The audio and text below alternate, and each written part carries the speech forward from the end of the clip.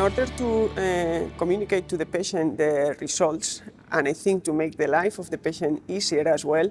it would be good to have all the imaging techniques in one center, because then the patient doesn't need to go to different places to do the imaging techniques. And all the information that those imaging techniques give us,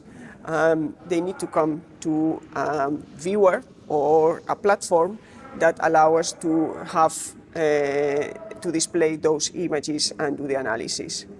Of course, that not all the cardiologists are knowledgeable on imaging techniques or multimodality imaging, and it may be difficult for some specialists to explain the images to the patient or to interpret themselves the images, and they rely much more on the report. And that's still very frequently done. In my case, I like to see the images, I like to understand, and I like to be up to date on how the imaging techniques can help me and how to interpret them. And I try to show to the patient how the valve looks like, how his heart looks like or her heart looks like. And I think that that facilitates very much the communication. So for that, I need a system, a platform that displays the images face or side by side, for example, comparing the CT with the echo, or that I can have a quick access to all those imaging techniques.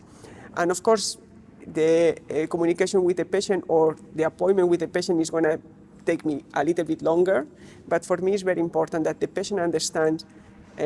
how the disease looks like, how the repair looks like, how the intervention has helped him or her, and from there try to see what is going to be in the future. Because sometimes we forget the side of the patient, and the patient is very much relieved if there is an explanation that can understand